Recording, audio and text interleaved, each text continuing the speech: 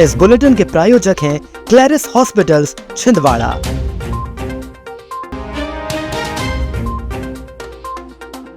शहीद की पत्नी ने आईटीआई के बाबू पर लगाए प्रताड़ना के आरोप। गांवों और शहरों में हर पात्र हितग्राही को सीधे मिल रहा जन कल्याणकारी योजनाओं का लाभ, बंटी विवेक साहू। पूर्व सैनिक पहुंचा कांग्रेस कार्यालय, सोशल मीडिया पोस्ट पर जताई आपत्ति। महाराणा प्रताप जयंती पर हुए विविध आयोजन, समाजजनों ने किया नमन।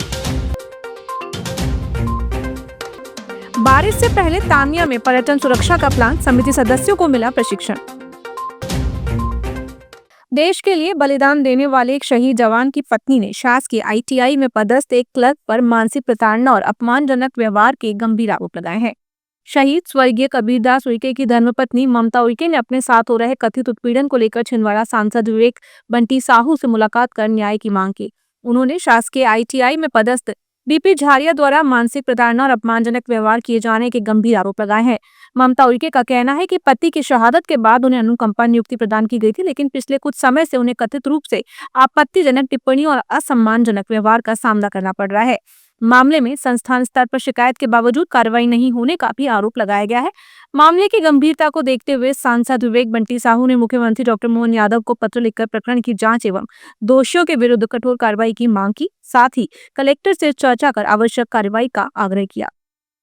उनके पति देश की सेवा करते हुए शहीद पिछले वर्ष ही हुए थे, 2 वर्ष हो गए हैं और हमारी सरकार ने इनको उस विभाग में नौकरी दी है और उन्होंने मुझे शिकायत करी है कि कोई सहायक ग्रेड 2 का अधिकारी बीपी झारिया करके वो उनको प्रताड़ित कर रहे हैं, परेशान कर रहे हैं और बेचारी बहुत दुखी है। मैंने अभी तुरंत कलेक्टर से बात किया हूँ और माननीय मुख्यमंत्री जी तक और माननीय प्रभारी मंत्री जी तक इस विषय को पहुंचा करके और जल्द से जल्द उसमें कार्रवाई और हमारी बहन को राहत मिले। उसके द्वारा शिकायत की गई कुछ समय से उन्हीं के स्टाफ में एक व्यक्ति है बीएल झारिया जो कि उसे मानसिक रूप से परेशान कर रहा है, छेड़छाड़ उसके साथ करता है, जिस आधार पर 0 का अपराध पंजीबद्ध कर संबंधित थाने को भेजा गया। जिले के पूर्व सांसद नकुलनाथ ने खाद की उपलब्धता और वितरण व्यवस्था को लेकर सरकार पर सवाल उठाए हैं। उन्होंने आरोप लगाया कि किसानों को खाद प्राप्त करने के लिए जटिल नियमों और प्रक्रियाओं से गुजरना पड़ रहा है, जबकि दूसरी ओर खाद की कालाबाजारी और गोदामों से खाद गायब होने जैसी शिकायतें सामने आ रही हैं। नकुलनाथ ने कहा कि छिंदवाड़ा और पांडुना जिले के किसान पर्याप्त मात्रा में खाद नहीं मिलने से परेशान हैं। किसानों को उचित मूल्य की दुकानों पर खाद नहीं मिल रही, जिससे वह उन्हें खुले बाजार का सहारा लेना पड़ रहा है। उन्होंने खाद के दामों में वृद्धि का भी उल्लेख करते हुए कहा कि इससे किसानों पर अतिरिक्त आर्थिक बोझ पड़ रहा है।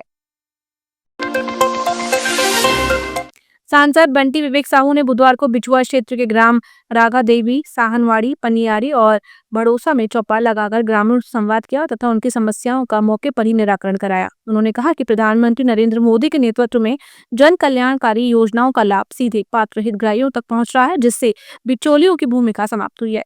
सांसद ने ग्रामीणों को केंद्र सरकार के 12 वर्षों की उपलब्धियों की जानकारी दी, मंदिर में पूजा अर्चना की और पौधारोपण भी किया। इस दौरान उन्होंने अधिकारियों को विभिन्न समस्याओं के त्वरित समाधान के निर्देश दिए। पूर्व सैनिक आशीष कुमार ठाकरे ने भूतपूर्व सैनिक संगठन के पदाधिकारियों के साथ राजीव भवन पहुंचकर ज्ञापन सौंपा। इस दौरान उन्होंने सोशल मीडिया पर उनके संबंध में की जा रही टिप्पणियों पर आपत्ति जताते हुए इसे उनकी छवि धूमिल करने वाला बताया। पूर्व सैनिक ठाकरे ने जारी पत्र में कहा कि उन्होंने भारतीय सेना में 17 वर्षों तक सेवा दी है और देश के विभिन्न संवेदनशील क्षेत्रों में दायित्व निभाए हैं। उनका कहना है कि सोशल मीडिया पर उन्हें असामाजिक तत्व एवं गुंडा कहकर संबोधित किया जा रहा है, जिससे उनकी प्रतिष्ठा और परिवार की भावनाएं प्रभावित हुई हैं। उन्होंने संबंधित पक्ष से तथ्यात्मक जानकारी के आधार पर ही सार्वजनिक आरोप लगाने की अपील की है। साथ ही अपने विरुद्ध दर्ज एफआईआर वापस लेने की मांग भी उठाई। मैं माननीय पूर्व मुख्यमंत्री कमलनाथ जी और नकुलनाथ जी को एक ज्ञापन देने आया हूँ, जिसमें मेरे जो चारगांव प्रहलाद की भूमि का विवाद मामला आया था, उसमें मुझे असामाजिक तत्व और गुंडा कहा गया था, जो इनकी सोशल मीडिया से बहुत वायरल हुआ था और भ्रामक जानकारी फैलाई गई थी। इसके प्रभाव से और इसके दुष्प्रभाव से प्रशासन ने मुझ पर अपमानजनक कार्रवाई की, जिसका मैं घोर विरोध करता हूं। मेरे पास में आशीष ठाकरे द्वारा जो कार्रवाई उनकी जमीन विवाद को लेकर के जो कार्रवाई हुई, उस कार्रवाई में जिस तरह से हरकत हुई और राजनीतिक दलों द्वारा उसका जो दुष्प्रभाव किया गया, दुष्प्रचार किया गया, वह मैं उस चीज़ के खिलाफ हूँ। कोई भी पूर्व सैनिक देश की सेवा करके आता है और देश की सेवा करने के पश्चात यदि उसे एक गुंडा की उपाधि दी जाए तो वह सरासर गलत है। तो यह हमारी पूर्व सैनिक, जितने भी पूर्व सैनिक हैं, इनको उनकी ओर से मैं जिला अध्यक्ष देवेंद्र कुमार डोबलेकर इस चीज़ से आहत हूँ।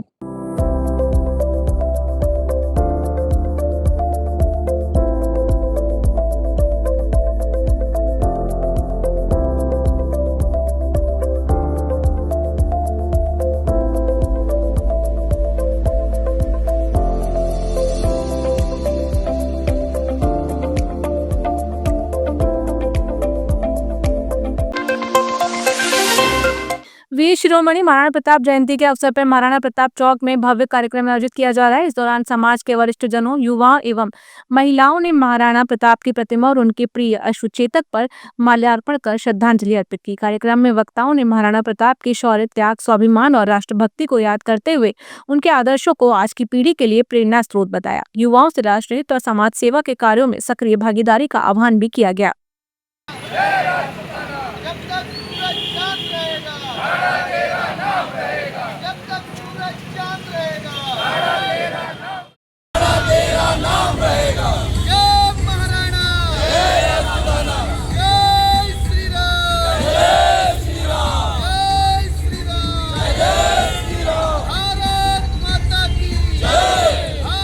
महाराणा प्रताप जी के जीवन से हम लोग परिचित हैं और इस जयंती के अवसर पर हमें कोई ना कोई एक संकल्प लेना चाहिए।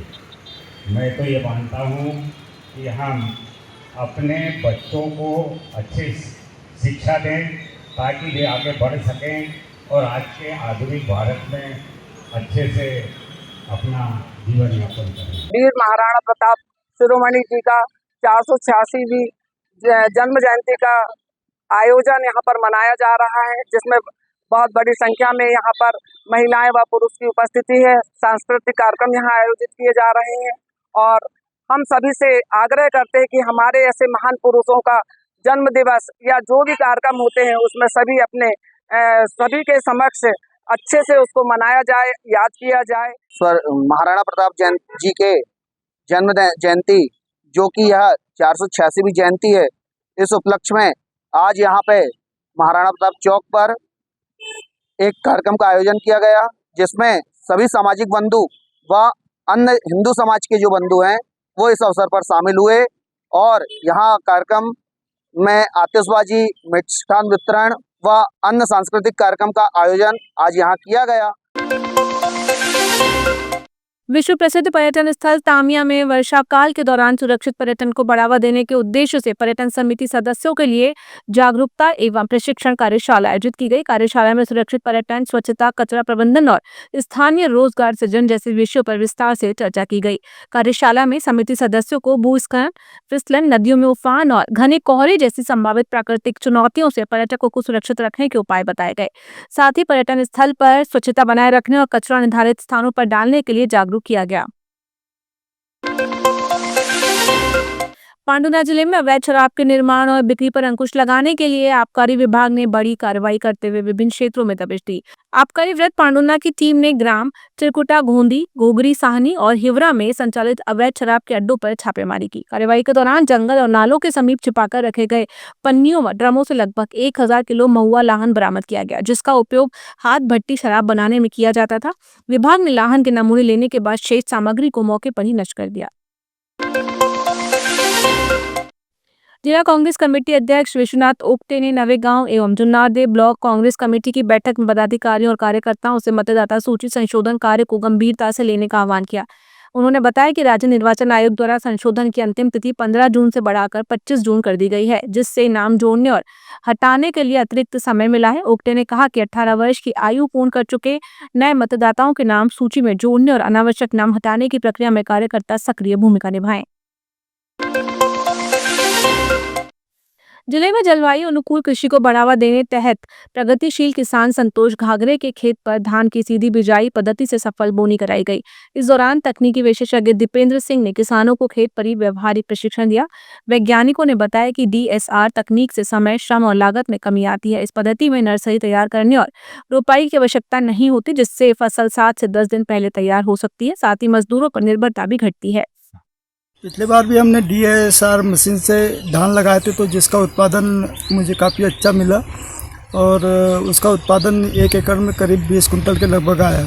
उसी को देखते हुए आज हमारे यहाँ पे किसान कोई धान लगाते थे पहले, लेकिन अब मशीन से लगाने के लिए तैयार हो गए, क्योंकि उत्पादन अच्छा मिल रहा है। इसमें लागत जो है एकदम कम हो गई है। पिछली बार मैंने धान रोपाई करवाया था मजदूरों से, जगह मचा कर मजदूरों से रोपाई करवाया, जिसमें मुझे बहुत अधिक खर्चा आया। पर मैंने बहुत जगह देखा था, पिछली बार भी DSR मशीन से कहीं पर धान लगी थी, तो उनका उत्पादन बहुत अच्छा मिला था। वो देखकर मैं इस बार DSR विधि से धान की बुआई करवा रहा हूँ।